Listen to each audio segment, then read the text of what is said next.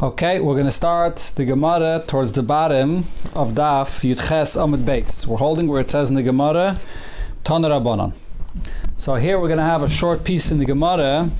It's at Rosh Chodesh Nisan today. We're preparing for Pesach. So there's going to be a short piece in the Gemara, a machlokes Beis Shammai and Beis Hillel regarding selling chametz before Pesach.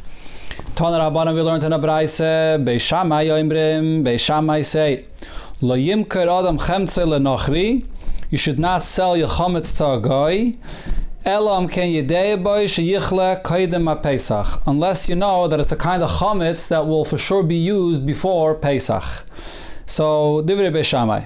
Beis Shammai's opinion is that there's an obligation to actually destroy the chametz before Pesach. There's no option of selling it to a guy unless you know that he's going to consume it before Pesach. Beis Hillel say, as long as it's a time that you're still allowed to eat the chametz, you're allowed to sell it to the guy as long as it's out of your reshus and it's in the ownership of the guy before Pesach. That's okay. And of course, we follow the opinion of Beis Hillel that you can sell chametz to a guy before Pesach. Rabbi Yehuda says, Kutach habavli. This kutach, which is mentioned many, many times in Shas, it's some kind of a dip, some kind of a sauce that was made out of sour milk and moldy bread. So they made use out of these things. Today we throw these things in the garbage. So then they would use these kind of things to make some kind of a sauce out of it. And it was kept over a very long period of time. It had a very long shelf life. So kutach habavli, v'chol mine kutach, different kinds of kutach. Also limkoir is not allowed to be sold to a guy. It's chametz, lamed yaim kaidma Pesach, 30 days before Pesach. According to Rashi's Pshat, Rabbi Yehuda follows Beis Shammai's opinion. What he's adding is that this Isser to sell chametz to a guy to Pesach, that Beis Shammai said, only applies within 30 days to Pesach. Within 30 days to Pesach, when a person has an obligation to learn Hilchas Pesach and be careful with all the halachas of Pesach, a chama or masakin, that from that point onward you can't sell the chametz to the guy if you're not sure that he's going to destroy it. Masha'en kain, if you're dealing with something that you know for a fact that the chametz is going to get destroyed before Pesach, that you're allowed to sell to the guy before Pesach. That's Rashi's Pshat. Tosfos' Pshat in this is that Rabbi Yehuda does follow Beis Hillel's opinion that you're allowed to sell chametz to a guy before Pesach, but the kutach habavli, it's a specific kind of a dip that's made that people see and know who made this. The name of the Yisrael that made it is on it. And therefore during Pesach, if a guy has this dip and everybody knows this Yid made this dip, it almost seems like that the guy, you make a deal with him, you're giving him the dip and he's using it for you on Pesach or whatever, so that's why you're not allowed to sell it even according to Beis Hillel. Zog the Gemara weiter, returning to Hilchas Shabbos. Tanu Rabbanu, we learned in a Braise, Noisnin, Mezainis, Lefnei, Akelev, B'chotzer. You're allowed to put out food for a dog in your courtyard on Shabbos. Even though usually extra tirche that a person does on Shabbos is not allowed, even if it's not a malacha, but over here you're allowed to give the dog, which you're obligated to feed. He's, like Rashi says, Romi alel azaynoi, it's a dog, it's a pet that you're obligated to feed, so you're allowed to give him food to eat on Shabbos. Not loy v'yotza, if the dog takes the food and he leaves the courtyard and he goes out into the Reshus Harabim, ein eskakan, it doesn't matter. It doesn't look like you gave it to him to go out, to take it out into the Reshus Harabim, it doesn't matter. You're allowed to place food in a courtyard for a guy to come and eat the food. Not loy v'yotza, and if the guy goes and takes it, ein eskakan loy, it doesn't matter. Why do we need this second case of the guy giving the guy the food or placing the food in the chutzah for the guy to take? And for the Gemara, isn't it the same thing like the case of giving the food, making it available for the dog? And for the Gemara, I would think, feeding the dog, which is your pet, it lies upon you to feed him. So therefore you can place the food there for him on Shabbos. But but this guy, it's not your obligation to feed him, so this is an extra tirche that you shouldn't be doing on Shabbos. Kamash Malon, that you're allowed to place the food there for the guy. And Tosfos here brings what it says in the Gemara in another place, then Gittin, that mefarnesim aniye nochrim im aniye Yisrael mishum darkei shalom. There's a concept of feeding poor people from the Goyim together with Yidden because of Darkei Shalom, which is also quoted in the Alter Rebbe Shulchan Aruch. The Alter Rebbe there in Shulchan Aruch brings from the Rishonim two details here that are important. Number one, the Alter Rebbe says you're not allowed to give the food directly into the hands of the guy. You put it down into the chutzir and he takes it on his own. And the reason is because if the guy then walks out with it, so then you did an akira, you gave it to the guy takes it out and does the hanacha, so you sort of did a half a malacha, which we know already from the first Mishnah is aser. The other detail the Alter Rebbe brings is, this whole thing here is speaking about food. You're allowed to give the guy food, but you're not allowed to give the guy any objects to take out, because then it looks like you're making him a shliach to go and take it out somewhere. Also, what we learned in the previous Mishnah, Beis Hillel only says it's allowed before Shabbos to give a guy to take something, but not on Shabbos itself. To give him any chayfetz to take, you're not allowed. Alter Rebbe brings both of these things in Shulchan Aruch. Sagt die Gemara weiter, Tan Rabbanon, lo yaskir Adam keilav lenochri be'erev Shabbos. A person should not rent to a guy any of his utensils right before Shabbos, for him to rent it on Shabbos. But bedaled u behei, if you rent it to him on Wednesday or on Thursday, mutter, then it's permitted. So there's various pshatim in the Rishonim for the reason of this iser. Taisus over here says, and we'll stick to Taisus' pshat, that the reason is because there's something called schar Shabbos. You're not allowed to make profit from renting something to somebody on Shabbos. So if this is a rental of a utensil or whatever it is, you rent a guy a car or whatever it is, and it's specifically for Shabbos, so then you're making profit from Shabbos. But if you rent it to him from Wednesday or from Thursday, so that includes a payment for other days, and Shabbos is part of it. When the money, the payment, the profit is b'havlah, the money of Shabbos that is included with other things, then you're allowed to rent it to him earlier on, if it's not mamash on Erev Shabbos. Kayetze boy, a similar halacha, ein mishalches igrais b'yad nochri b'erev Shabbos. You're not allowed to send letters on Erev Shabbos for a guy to deliver on Shabbos. Bedaled u behei, but if you gave it to him to deliver and earlier on Wednesday or Thursday, then mutter. It's permitted. Amru olav al Rabbi Yosi HaKayin. It was said regarding Rabbi Yosi HaKayin, va'amri la al Rabbi Yosi HaChasid. Others say that this was said about Rabbi Yosi HaChasid. He had an extraordinary chumrah about this. Shelo nimtze ksav yadoi biyad nochri me'olam. He never sent any letter, not anything that he wrote, and as a letter, he never sent it in the hands of a guy, even from Sunday. He didn't want that a guy should end up delivering his letter on Shabbos. Nice today. Let's see, the Gemara is not finished yet with sending letters. Tan Rabbanon, we learned in Abraise, ein mishalchin igeres biyad nochri erev Shabbos. You're not allowed to send a letter in the hands of a guy right before Shabbos. Ela imkain koitzitz loy damim, unless you're paying him for this delivery. So the point there is, if you are sending it with him, and you're not paying him for it, so then what he's doing specifically as a shlichus for you. He's doing a work for you on Shabbos. Once you set an amount that you're paying him, he's not thinking about you. He's doing it for his own sake. He's doing it because this is his business. He's looking forward to the money that you're paying him. So then, he's allowed to do that even if you give it to him right before Shabbos. We're going to see in different cases in the Gemara, when we get to various different instances of using a guy on Shabbos, koitzitz loy damim is a heter, is a source for a heter. If the guy is being paid, there's a set amount of money that you made up with him in advance, so now the guy is not thinking about the yid anymore, he's thinking about his money that he's getting. So he's not doing it for you, and therefore it's permitted to be done on Shabbos. Weiter the Braise says, Beis Shammai Yomrim, Beis Shammai say, Kidei sheyagia lebeisai, that the guy may deliver this letter, he may take this letter from you before Shabbos, only if he could arrive to his house before Shabbos.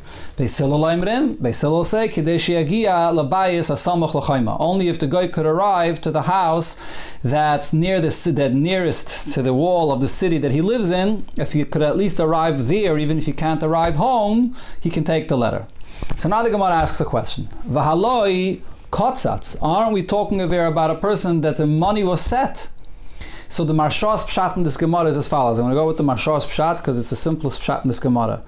It seems to be a contradiction from the Reisha of the Braise and the Seifa of the Braise. In the Reisha of the Braise it says, koitzitz loy damim. If you set the amount of money, then the guy is doing it for himself and he's not doing it having you in mind. So there's no problem. So according to Beis Hillel, this shouldn't be a problem. According to Beis Shammai, so we already know that Beis Shammai holds anytime a guy takes an item and does something for you and it looks like he's doing it for you on Shabbos, it's a problem, even if you kite it like damim. But according to Beis Hillel, if in the Reisha of the Braisa it says that you gave him amount of money that he's doing it for himself, so then what should be the problem? Even if he can't arrive to his house or to the wall, the house near the wall, it shouldn't be an issue. Rav Sheishes answers, Hachika Omar, the Seifa of the Braisa, when it brings the Machlokes of Beis Shammai and Beis Hillel, Ve'im loy kotzatz. So the case is that the money you did not make up with him that you're going to pay him. So then there's the argument. Beis Shammai says until he arrives to his house, and Beis Hillel says that even if you can come to the house near the wall of the city, that's enough. So the Reisha of the Braisa and the Seif of the Braisa are talking in two different cases. The Reisha was talking about when you made up a payment with him. The Seif was talking about when you did not make up a payment with him. Fragt the Gemara, wait a minute, if that's the case, but can't we see from the Reisha that ein mishalchen, that in a case where you did not make up a set amount of money, you can't send it with a guy. The whole heter is only if you made up a set amount of money. Otherwise, from the Reisha it seems you could never send it with the guy at all. And for the Gemara, like Kashya, no question here. Oh, the kvi beit doyar b'masa. There's a case where there's a beit doyar in the masa, in the city. Beit doyar, so there's a machlokes rishonim exactly how to touch beit doyar. Rashi says that in those times the mayor of the city would collect the mail and he would distribute the mail later. Other rishonim say basically that the system was the way it is today. There's a post office, there's a postmaster, and he gives out the mail. So if you have a set established place of a beit doyar in the city where the guy is delivering it to, you gave it to the guy, and the guy is delivering it to the post office, so then if it's being brought to the post office, so we're not chayshish that this guy might continue going around from place to place and trying to figure out the delivery place to deliver the letter to. So therefore we can assume that he's going to bring it before Shabbos. But if there's no post office or there's no mayor that takes care of the mail of the city, so then the guy is not going to find immediately where he has to deliver it to, and therefore he's going to go and deliver it on Shabbos.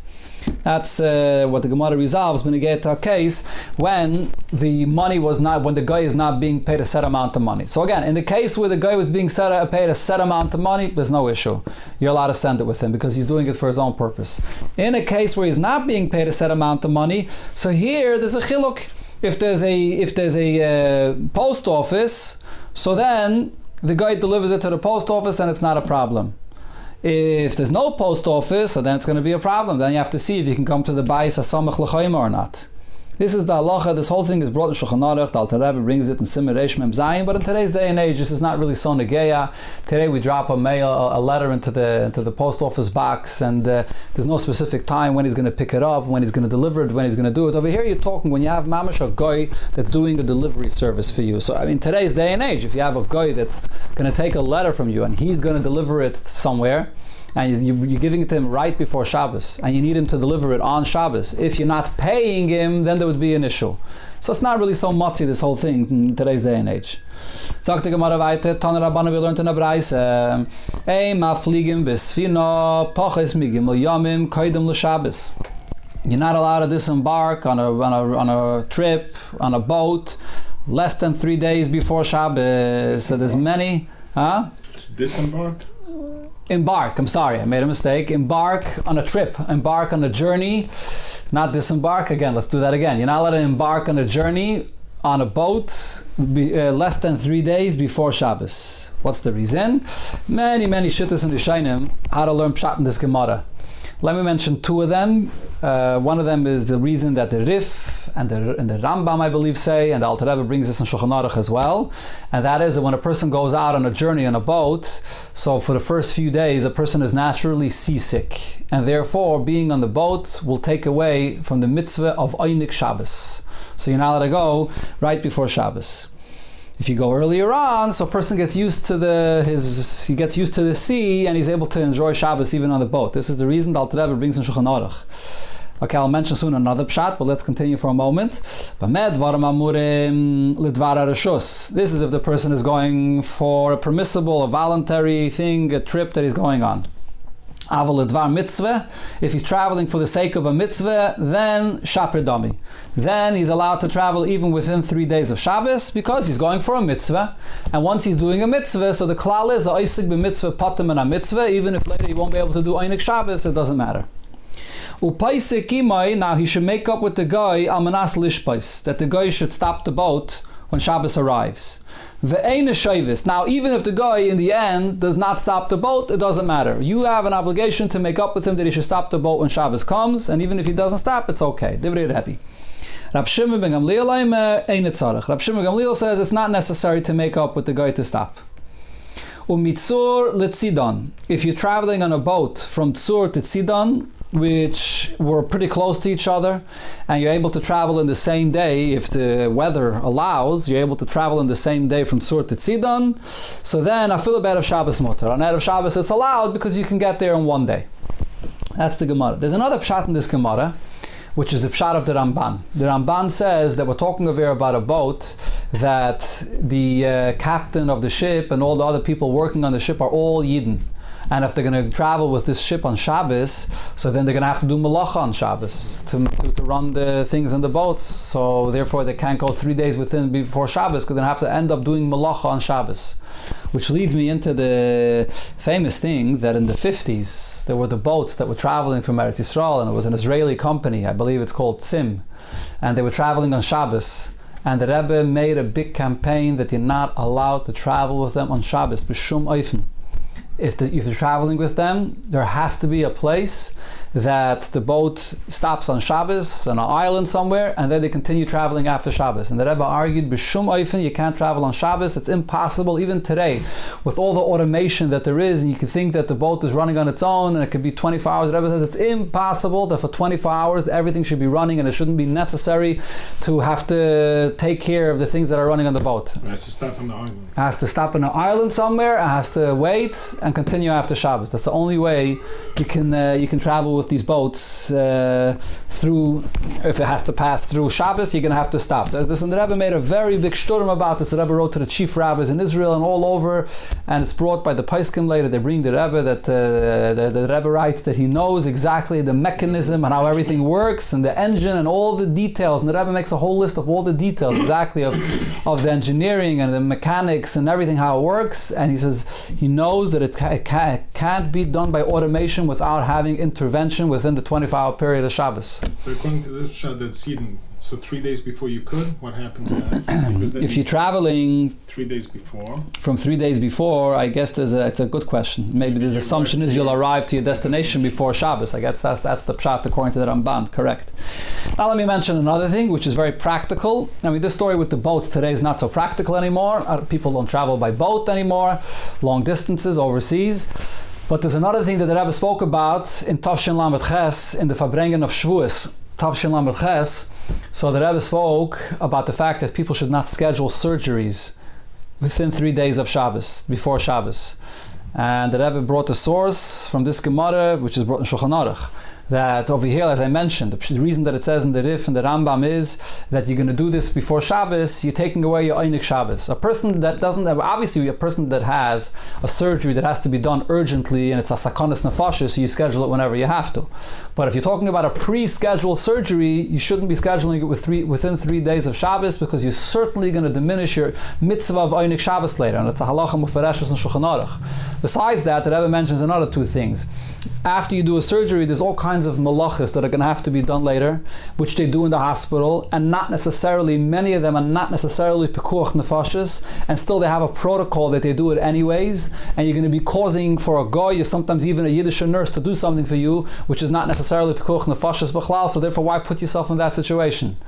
Then the Rebbe says, from a practical point of view, the Rebbe says another thing, that if you're making a surgery on Friday, and the day after your surgery is Shabbos and Sunday, usually Shabbos and Sunday, all the good doctors are not in the hospital. You have just these student doctors, and the staff is much less than there is during the week. So you want to have a good service with good doctors making decisions about your medical situation. Make your surgery earlier on in the week.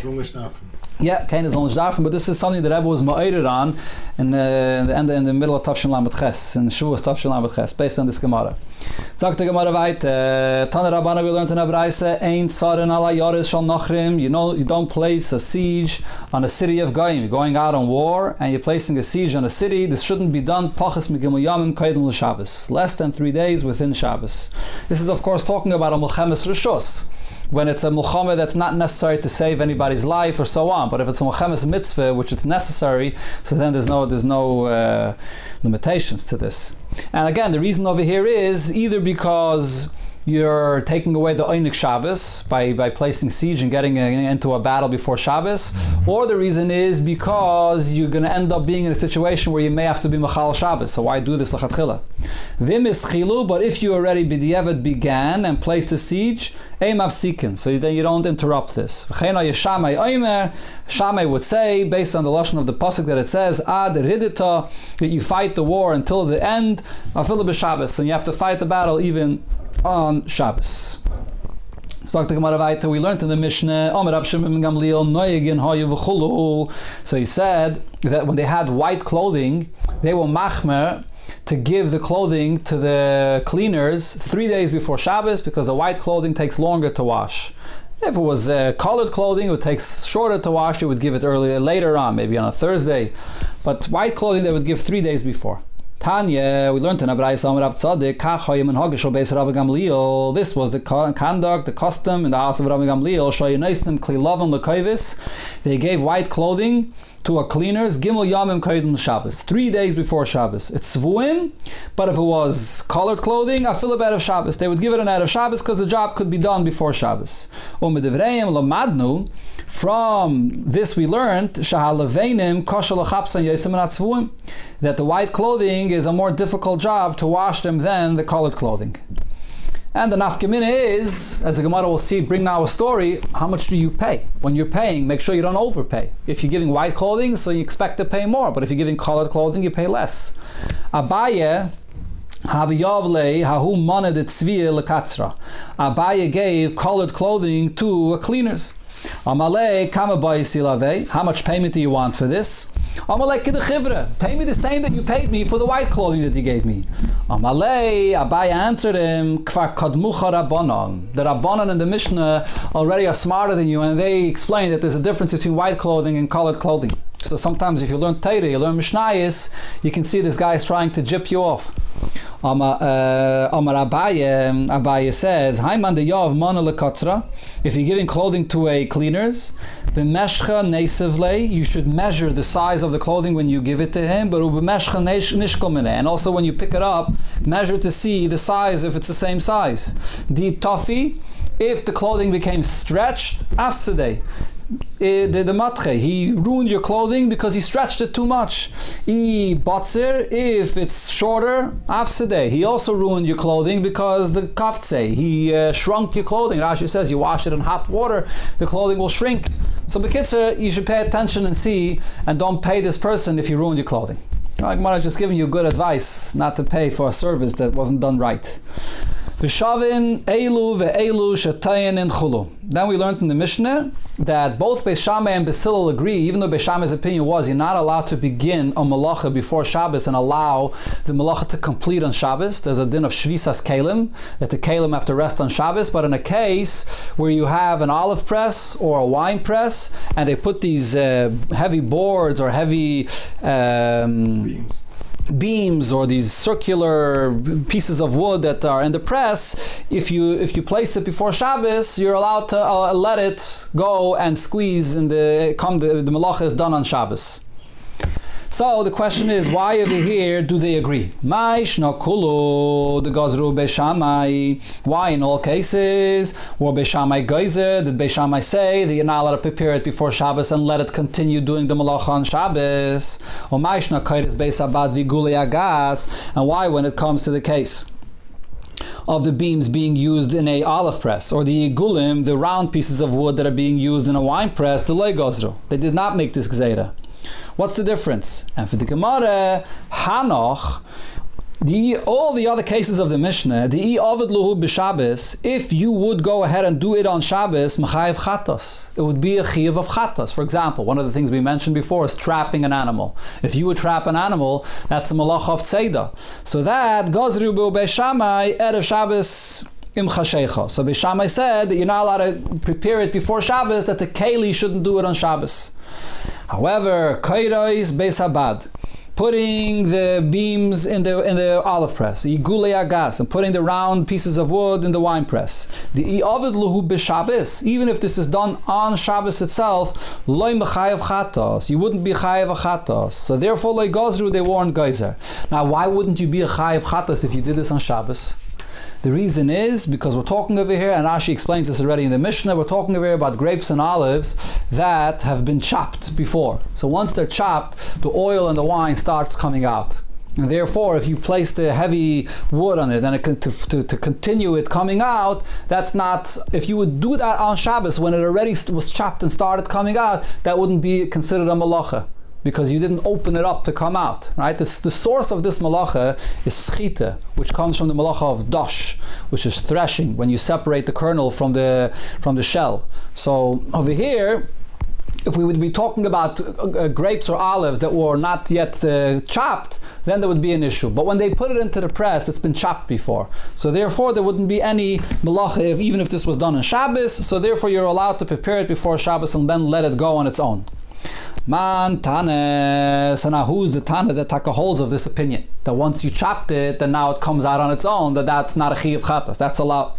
Chol mididasim imele, anything that comes out on its own, shaper dami, that it's fine, because it was chopped before Shabbos. Amar Rabbi Yaisi, Rab Chanina, Rabbi Shmali. This is the opinion of Rabbi Shmal.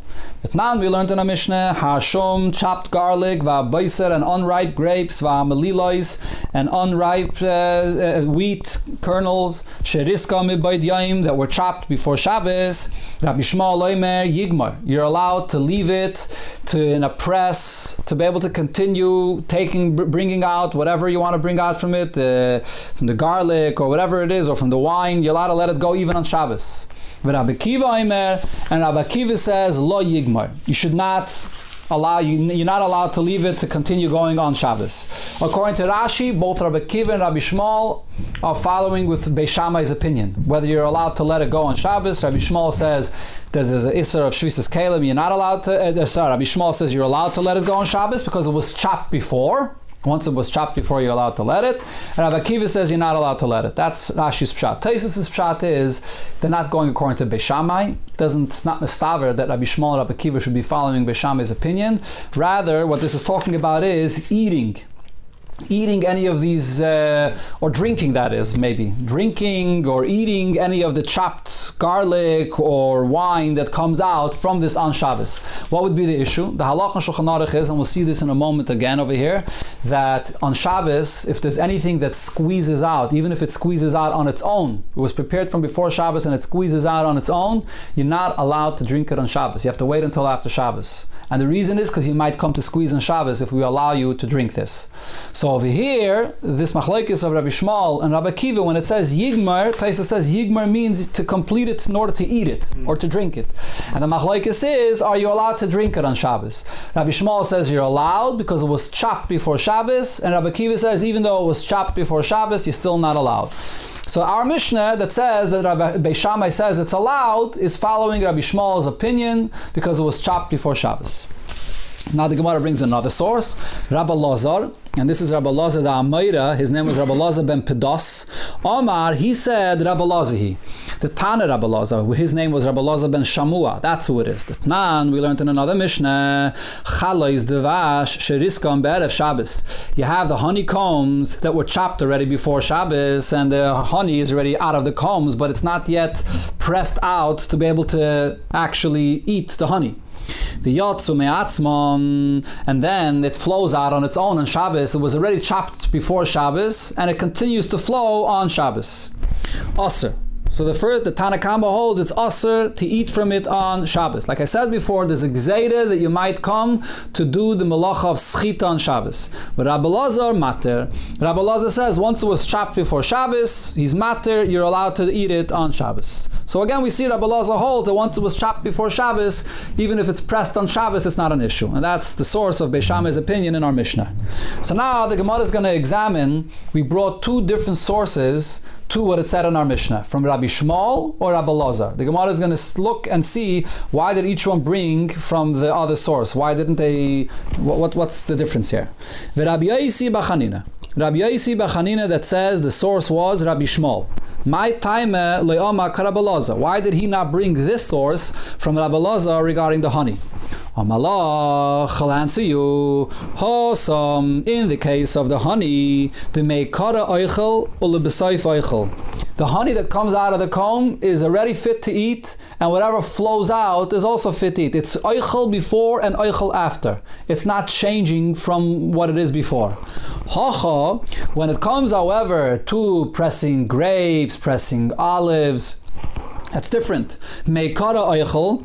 First it was an olive or a grape, v'hashta mashke, and now you're pressing it out, it becomes a new item, it becomes a drink, it becomes a liquid. So therefore the malacha of schita, dosh, applies just like when the original malacha, you take the kernel that's inside the shell and you break it out to be able to go from not being fit to eat to being fit to eat. So too by schita, the malacha of schita is when you take something which was an oichel, it was a grape or an olive, and you squeeze it to become a liquid. That's when schita applies. But in the case of honey, since l'chatchila it's honey and now it's honey, the schita does not apply. That's why Rabbi Lazar says it's permitted over there. Okay, so that's why Rabbi Yosef Bar Chanina held we can't bring a source from Rabbi Lazar. Rabbi Lazar Amalach, Rabbi Lazar ben Pedos, which did bring this Rabbi Lazar ben Shamua as a source. He had a source from a different place, as the Gemara is about to quote, that according to Rabbi Lazar, even if you're squeezing grapes and olives on Shabbos, if it was at least if it was chopped before Shabbos, you're allowed to drink from what comes out of it on Shabbos. Rav Hoshim came from Nerda. Also he came v'aisi masnita b'yodei, and he brought a braise where it said as follows: Zeisim v'anovim sheriskom erev Shabbos, olives or grapes which you chopped open before Shabbos, v'yotza me'atzmon, and now it's being pressed and it's coming out on Shabbos on its own. Asurin. The Tana Kama says it's forbidden to eat from that, to drink from that on Shabbos. Rabbi Lazar, Rab Shimon, matirin. Rabbi Lazar and Rab Shimon say that it's permitted. So we see that when Rabbi Lazar says it's permitted, it's even in a case where we're talking about grapes and olives, not only by honey. Now the Gemara goes and asks the question the other way around. Rabbi Yosi Bar Chanina. According to Rabbi Yosi Bar Chanina, why did he not see this opinion of Rabbi Lazar in this braise? It's very clear. Braise lo shmi'alei. He did not hear of this braise. This second braise he did not hear. He only saw the Mishnah where Rabbi Lazar said his opinion regarding honey. He didn't see that Rabbi Lazar said it regarding olives or grapes. Sagt die Gemara weiter, Rabbi Lazar, Nahabat Rabbi Lazar, my time Rabbi Yosi Bar Chanina. Why did he not bring the source like Rabbi Yosi Bar Chanina brought it, which is that Rabbi Shmuel? Why didn't he bring the source from Rabbi Shmuel that once it's chopped before Shabbos, you're allowed to press it, if it presses on its own, you're allowed to drink from it on Shabbos? Amalach, so I'll answer you, Lav Itmar Allah. Didn't we learn regarding that machlekes of Rabbi Shmuel and Rabbi Kiva? Amar Rabbi Bar Chanina, Amar Rabbi Yochanan, if it's a case where they were not crushed yet. So let me explain before we learn the Gemara over here inside. There are really three stages to taking the olives or the grapes and getting the wine or the oil out of it. There's what's called risuk, which is chopping. You chop them open, and then there's dicha, when you pound them, you crush them, and then there's shchika, when you mamish mash them. Those are the three stages. So you mash them and then you place them in the press to press it even further with the heavy pieces of wood. Okay, so the Gemara now will explain the different things over here. If we're talking about grapes or olives that were not yet crushed, the kula alma loy pligi, nobody will disagree that you're not allowed to press them and take from it on Shabbos. Ki pligi, what are we talking about? It was already crushed, but it still was not mashed yet. It wasn't mashed yet, and now it's in the press, and the wine and the oil is coming out. That's when their machlokes was. In a case where it was already crushed, but it was not mashed. Now going back to our Mishnah, Vahani Nami, the case in the Mishnah where Beis Shammai and Beis Hillel were arguing about placing the olives and the grapes into the press before Shabbos, Kimuchusarin Dichedamo. The case was that it wasn't even crushed either. And in that case, everybody agrees, Rabbi Shmuel and Rabbi Akiva agree that you're not allowed to use that oil or wine on Shabbos. So therefore, our Mishnah can't be compared to the machlokes of Rabbi Shmuel and Rabbi Akiva. Rabbi Shmuel and Rabbi Akiva were talking about a case where it was already crushed. In our Mishnah, it's talking about a case before it was crushed. That's what the Gemara is assuming, even though it doesn't say it clearly in our Mishnah, but that's the way the Gemara is assuming the pshat in our Mishnah is. So because it wasn't crushed yet, only the grapes and the olives in our Mishnah, there was risuk, they were chopped. They were chopped, but they were not crushed yet. Because they weren't crushed yet, so therefore we can't compare it to the machlokes of Rabbi Shmuel and Rabbi Akiva that we're talking about a case that it was crushed, but it was not mashed yet. Okay, so therefore he didn't bring from this source. Sagt die Gemara weiter, Heure Rabbi Yosi bar Chanine Rabbi Shmuel. Rabbi Yosi bar Chanine paskend like Rabbi Shmuel that once it was crushed, you're allowed to use anything, any wine or oil that comes out of it on Shabbos, you're allowed to eat it and drink it. Sagt die Gemara weiter, Shemen shel badodin, oil that belongs to the oil pressers. Well, this is a separate halacha. Here we're going to be learning something which relates to muktzah. Because we were talking about oil press, the oil that comes out, so therefore brings another halacha that relates to muktzah. So the oil that's left over in the oil press. Now, as it's explained, the Rashi says, so the ones that did the job in the oil press, part of the payment was that the leftover oil in the oil press they would be able to take for themselves. So that oil in the oil press, umachtzala shel badodin, and also the mats that were used to cover the olives. So Rav Asar, Rav says it's forbidden to move them on Shabbos, they're muktzah, and Shmuel Shari. And Shmuel says it's permitted. Okay, so we're talking about the din of muktzah. So the oil of the oil press, since it's a form of payment that was given to these oil presses, it's also to use, and the mats that were used by the oil press, which the pressing oil is a malacha on Shabbos, and therefore the mats were not usually intended to be used on Shabbos, it's muktzah. It's all muktzah.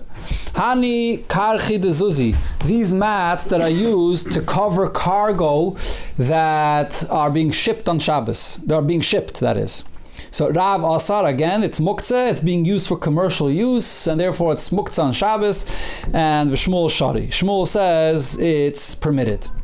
As the Gemara will say in a moment, that this machlokes over here of Rav and Shmuel is based on an old machlokes between Rabbi Yehuda and Rav Shimon, b'negei to muktzah. Rav Yehuda is much more machmer regarding muktzah, and Rav Shimon is very makel regarding muktzah, and this is the same machlokes here between Rav and Shmuel. Now the Gemara brings another din b'negei to muktzah, which is regarding Yom Tiv. Amar Rav Nachman said, Eiz lachalava, a goat that was set aside for the milk, v'rachel ligizasa, a sheep that was set aside to sharing wool, tarnagaylis lebeitzasa, chickens that were set aside to lay eggs, toire de radia, and bulls that were set aside for plowing a field, tamri the iske, and dates that were set aside for selling, for not for eating but for selling. So all of these things, technically on Yom Tov, you'd be allowed to use them. You'd be allowed to shechta behema on Yom Tov for food. However, because they were lachatchila when Yom Tov arrived, set aside for these purposes, and you didn't intend on using them, Rav Asar, so Rav applies the din of muktzah to them, and Shmuel ama mutar. And Shmuel says, even though they were l'chayre set aside for these uses, it's not muktzah, you're allowed to use them on Yom Tov. The kamifligi beplukte the Rabbi Yehuda and Rabbi Shimon. The machlokes of Rav and Shmuel is the same machlokes as Rabbi Yehuda and Rabbi Shimon, as we'll see later in Masechta Shabbos, and is brought in many places, a machlokes between Rabbi Yehuda and Rabbi Shimon, how far you apply the concept of muktzah. Now the Gemara brings a incident that happened. Hahu Talmida the Oiri Becharta the Argiz Karab Shimon. This Talmud in the city Charta that was built by the person by the name of Argiz. So he paskened like Rab Shimon that was mekel regarding Muktzah. Shamte Rav Amnuna. Rav Amnuna put him into Chayrim. Fragt the Gemara v'ha Rab Shimon sviralon. But we paskin like Rab Shimon. So what was the problem if you paskin like Rab Shimon? And for the Gemara, ba'asrei de Rav have, this place was under the jurisdiction of Rav, and therefore loy boile lemevad hochi. He shouldn't be paskining this way, different than Rav, which is a very important thing. If you're living in a certain place and there's a Rav, there's a Bezdin, and they're paskining in a certain way, so then he can't paskin differently, even though we paskin like Rab Shimon. The Gemara brings another case where Talmidim paskined each according to their opinion, according to their teacher. Hani tre Talmidi, there were two students, and there was a case of a fire that happened in a house. Chad matzel b'chad mona. One was saving the items of the house, and he put them all into one basket. V'chad matzel ba'arba v'chomish money, and one was saving the amount that fits into 4 or 5 baskets, and Rashi says he put it all into one. Now we're going to see this later in the Gemara. It's on Daf Kuf Chof. It's a Arichas de Gesugya, but basically there's a gezeira of Chazal. When you save things from a fire, there's certain limitations of how much you're allowed to save from a fire, because there's a chashash. If they allow you to just go in and take everything, you might put out the fire. So there's a certain takanas of Chazal, and there's a machlokes there in the Gemara how much you're allowed to save. We'll see the details when we get to the Gemara there. So each one of these Talmidim saved a different amount. And each one did according to a different source. Each one did like Rabbi Bar Zavde, and one did like Rav Huna. So each one did in his place according to his teacher how they paskin. That's the conclusion of the sugya for today. Tomorrow, Mitzvah Shem, we begin a new Mishnah. Have a very good day, everybody. Hatzlacha Rabbe and everything you do. Sein gesund and stark. Zerev Rosh Chodesh Nisan today, Chodesh HaGeula. We should all see the Geula, the Megillah of Mashiach Tzedkein, the Bekar of Mamish. Nisan. The Nisan HaSidin Ligal.